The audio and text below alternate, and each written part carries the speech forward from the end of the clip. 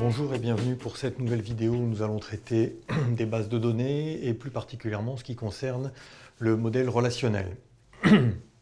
Donc les entités et associations vues précédemment sont transformées dans le modèle relationnel en tableaux à deux dimensions qui sont appelés relations. Alors on va voir sur deux exemples ce qui peut se passer. Donc on avait une entité, enfin deux entités en fait, étudiant ville, donc avec les identifiants numéro de sécu non, respectifs nom, et puis donc nom de l'étudiant, prénom de l'étudiant, qui étaient les attributs, et population de la ville, qui était donc un attribut de l'entité. On avait défini entre les deux une association de cardinalité 1-1, être né, et puis ici 0n. Je rappelle qu'effectivement un étudiant est forcément né dans au moins une ville et dans au plus une ville, donc c'est 1-1.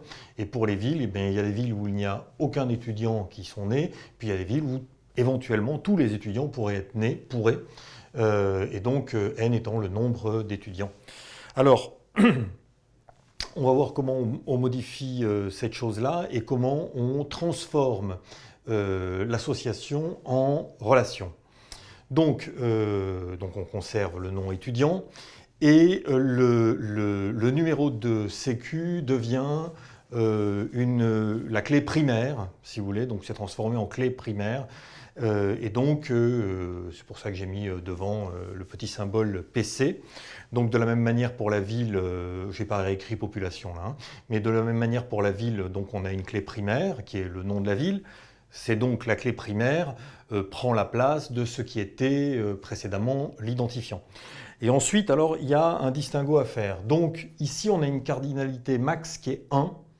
On peut avoir 0,1 ou 1,1 lorsque la cardinalité max est 1, puisqu'ici c'est la cardinalité min, elle ne peut pas être au-dessus de la cardinalité max. Donc on a 0,1 ou 1,1. Donc dans le cas où on a une cardinalité max excusez-moi, égale à 1, cette association est modélisée comme suit, c'est-à-dire que la clé primaire de la ville correspondante devient une clé étrangère, foreign key, où on a donc le nom de la ville et ces deux attributs, qui permettent donc de modéliser cette association sous la forme d'une relation, sont liés. Donc vous reverrez ça ensuite dans la pratique.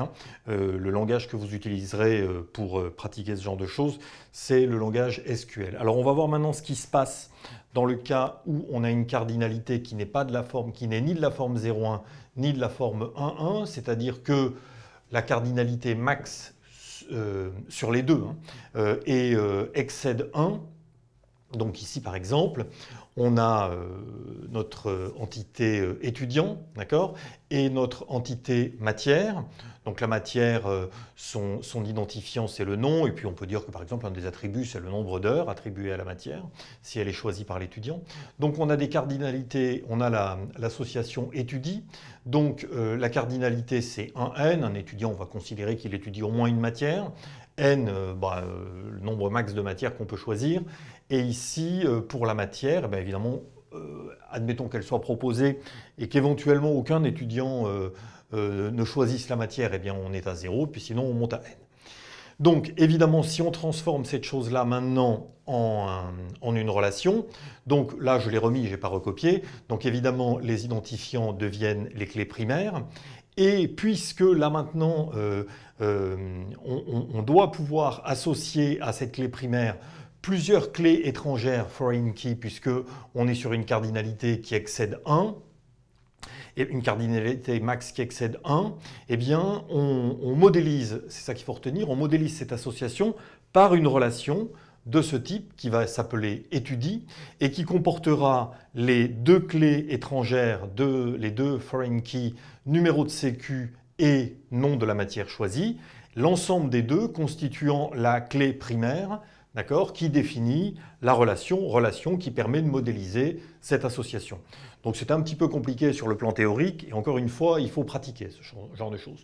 Je ne vais pas m'appesantir très longtemps maintenant là-dessus, je signalerai simplement, alors il y a d'autres précautions à prendre, mais l'une des précautions importantes à prendre, évidemment, c'est que la clé primaire soit évidemment unique, sinon on rencontre des problèmes sérieux dans la gestion de la base de données. Donc comme je le disais, le langage que vous utiliserez pour manipuler les bases de données et le langage SQL.